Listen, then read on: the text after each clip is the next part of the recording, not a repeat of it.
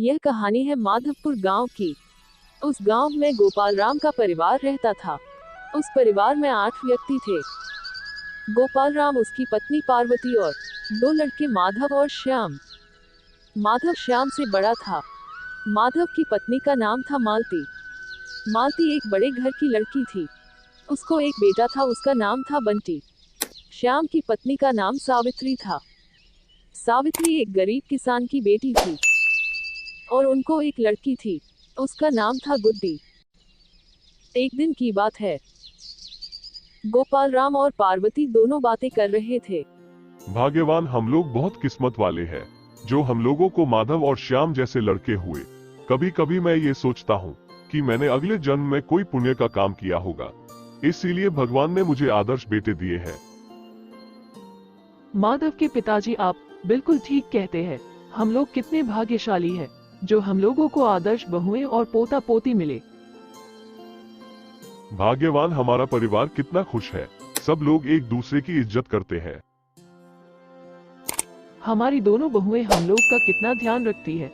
भगवान करे हमारे परिवार को किसी की नजर ना लगे।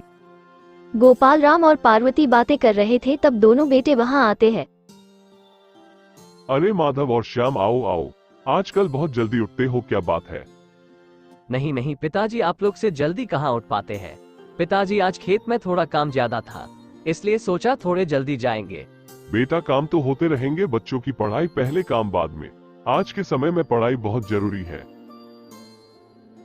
हाँ पिताजी, आपने ठीक कहा। अभी जाकर बच्चों को जगाते हैं और स्कूल भेजते हैं, खेत बाद में जाएंगे। गुड्डी के पिताजी देखो कैसे आराम से सो रही है। गुड्डी चलो उठो, स्कूल का टाइम हो गया। बंटी कब का तैयार हो गया है। गुड्डी उठ जाओ, स्कूल का टाइम हो गया। गुड्डी बेटा चलो उठो, नहा लो, नाश्ता करके तैयार हो जाओ। बेटा, दादी कहती है बच्चों को देर तक नहीं सोना चाहिए। बेटा आप लोग जल्दी तैयार हो जाओ, दादाजी और दादी को मंदिर जाना है। बंटी चलो अब नाश्ता कर लो, दादाजी और दादी आप लोगों को स्कूल छोड़ने आएंगे। बेटा स्कूल में खूब ध्यान लगाकर पढ़ना।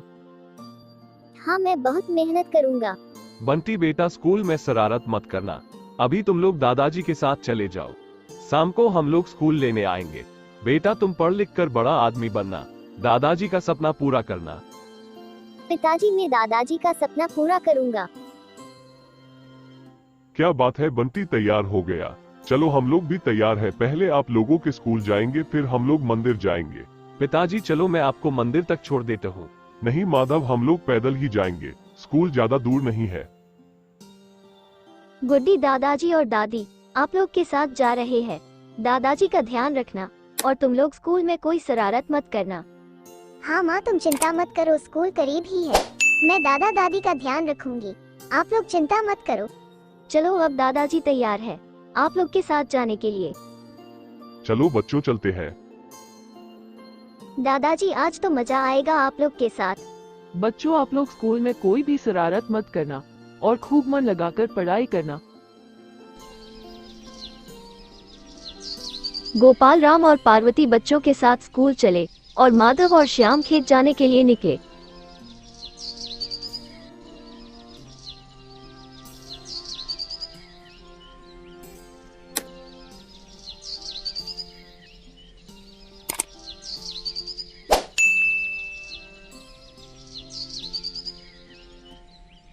चलो बच्चों, आप लोग का स्कूल आ गया, अब आप लोग पढ़ाई में ध्यान दो। हम लोग मंदिर से दर्शन करके खेत जाएंगे। हाँ दादाजी, आप लोग चिंता मत करो, आप लोग मंदिर जाकर घर चले जाना। बच्चों, अब आप लोग स्कूल के अंदर जाओ और शाम को अपने पिताजी के साथ बैलगाड़ी में घर वापस आ जाना। हम लोग शाम को पिताजी के साथ घर वापस आ जाएंगे। गोपाल राम और पार्वती बच्चों को स्कूल छोड़कर भगवान के मंदिर दर्शन के लिए गए। माधव के पिताजी भगवान के दर्शन तो कर लिए, अब हम लोग अपने खेत चलते हैं। मंदिर में दर्शन करके अपने खेत जाने के लिए निकले। भाग्यवान, चलो अब अपने खेत चलते हैं। माधव और श्याम खेत पर काम करते होंगे। गोपाल राम और पार्वती अपने खेत में पहुँचे।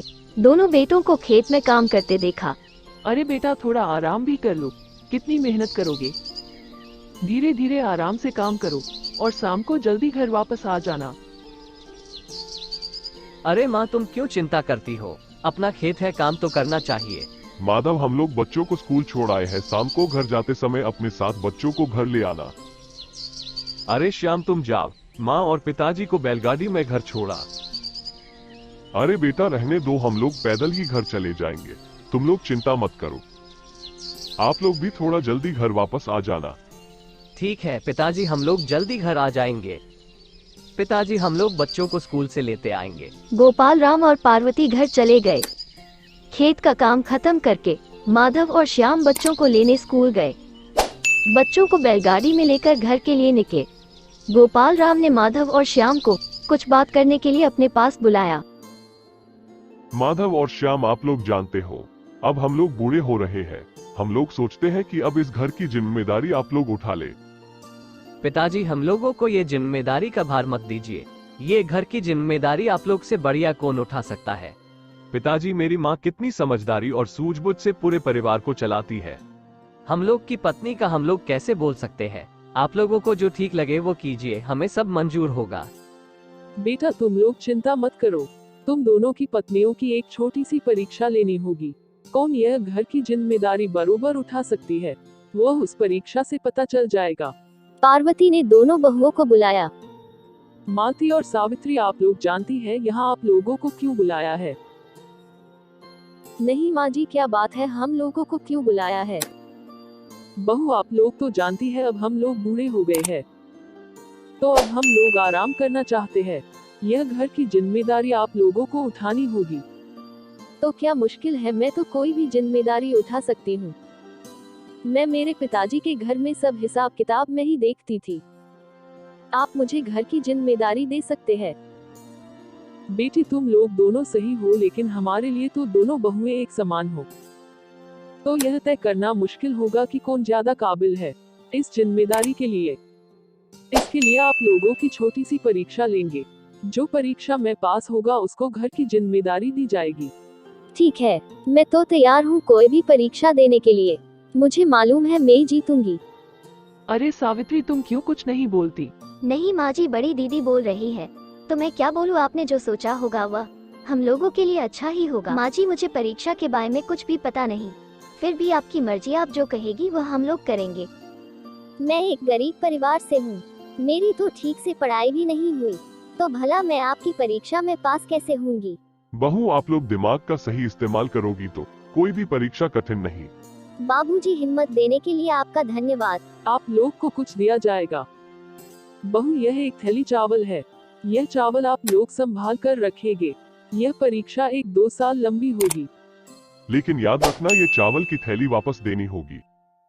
ठीक है, दे देंगे। भाग्यवान, तुमको क्या लगता है ये परीक्षा में कौन पास होगा? बड़ी बहू पढ़ी लिखी और चालाक है, और बेचारी सावित्री बहुत ही भोली है। लेकिन देखना यह है कि यह परीक्षा पास कौन करता है। चलो देखते हैं क्या होगा। मालती ने चावल की थैली अपनी अलमारी में संभाल कर रख दी और सावित्री अपने मायके चली। सावित्री ने अपने मायके में ये परीक्षा की सारी बात कर दी। पिताजी, यह एक चावल की थैली है, 2 साल बाद वापस देना है, तो ये परीक्षा का मतलब क्या है? बेटी, तुम्हारे सास ससुर बहुत ही बुद्धिमान है। वो लोगों ने कुछ सोच समझकर ही आप लोग की परीक्षा ली है। तुम चिंता मत करो और शांत दिमाग से सोचो। माँ, मुझे एक बात समझ आई। अपना जो एक खेत खाली पड़ा है, उस खेत में क्यों ना ये चावल की खेती कर दे। अरे बेटी, तेरे दिमाग का भी कोई जवाब नहीं। तुमने बहुत बढ़िया सोचा है।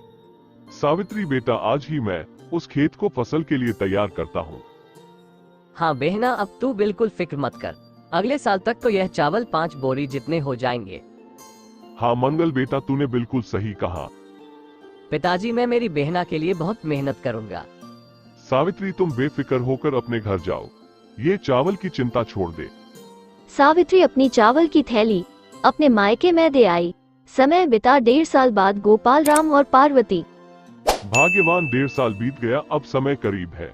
अब ये परीक्षा का परिणाम लाना चाहिए। अब हम लोग दोनों बहुओं से वो चावल की थैली वापस मांगेंगे। माधव के पिताजी, आपकी बात बिल्कुल सही है, लेकिन अभी बहुओं को परेशान करना सही नहीं, क्योंकि अभी खेतों में फसल की कटाई का काम चलता है, तो दोनों बहुएं कामकाज में व्यस्त होंगी। अभी तो सिर्फ 1.5 साल हुआ है, मेरे हिसाब से अभी हम लोगों को 6 महीना रुकना चाहिए। धीरे धीरे समय कटता गया और 6 महीना भी बीत गया और एक दिन दोनों बहुओं को फिर से बुलाया। बहू, आप लोग तो जानती हो, ठीक 2 साल पहले आप दोनों को एक एक चावल की थैली दी थी। अब समय आ गया है परीक्षा खत्म करने का, तो वह चावल की थैली तो आप लोग ने संभाल कर रखी होगी। थैली को रहने दो, वह चावल वापस लेकर आओ। हाँ माँ जी, मैंने तो वह थैली मेरी अलमारी में बहुत संभाल कर रखी है। चावल तो क्या, आपको वह थैली भी वापस मिलेगी। मुझे मालूम है सावित्री की थैली का चावल खराब हो गया होगा। रुकिए, अभी लेकर आती हूँ। सावित्री, तुम्हारी थैली का क्या हुआ? माँ जी, मेरी थैली मैं आपको अभी नहीं दे सकती, वो कल सुबह ही आपको मिलेगी। ठीक है बहू, तुम अपनी चावल की थैली कल सुबह देना। सावित्री ने अपने पिताजी को खबर भेजी, पिताजी मेरी चावल की थैली मुझे वापस भेज दो। सावित्री के मायके से एक बैलगाड़ी आई। वह बैलगाड़ी पूरी चावल की बेड़ियों से लोड थी।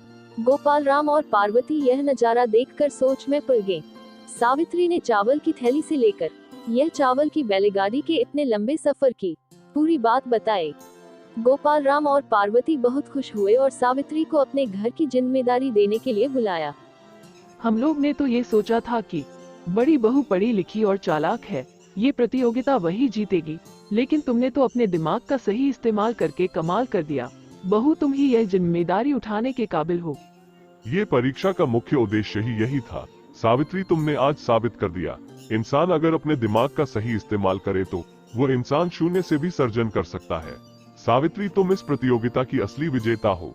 आज से ये तिजोरी की चाबी अपने पास रखना, लेकिन याद रखना कभी भी अभिमान मत करना, पूरे परिवार को संभल कर रखना। जिम्मेदारी का मतलब यह नहीं कि अपने पास जो कुछ हो उसको दबा कर बैठ जाओ। अपने पास जो कुछ है उसमें थोड़ा मिलाना चाहिए, यही जीवन का मूल मंत्र है। अगर जीवन सही तरीके से जीना है तो अपनी कमाई का थोड़ा खर्च करो, थोड़ा बचाओ और परिवार के साथ मिलजुल कर खुशी खुशी जियो। माँ जी, आपका यह उपदेश मैं मेरे जीवन में उतरूंगी और परिवार को हमेशा खुश रखूंगी। गोपाल राम और पार्वती ने अपनी छोटी बहू सावित्री को अपने घर की जिम्मेदारी दी और पूरा परिवार खुशी खुशी जीवन जीने लगा। दोस्तों, यह कहानी से हमको यह सीख मिलती है कि अपने पास जो कुछ है, जितना कमाते हैं उसको हिसाब से खर्च करें और थोड़ी बहुत बचत करें। अपने दिमाग का सही उपयोग करके जीवन व्यतीत करना चाहिए। दोस्तों, अगर आपको हमारा यह वीडियो पसंद आया हो तो प्लीज लाइक, शेयर और सब्सक्राइब करना ना भूलें। आपका धन्यवाद।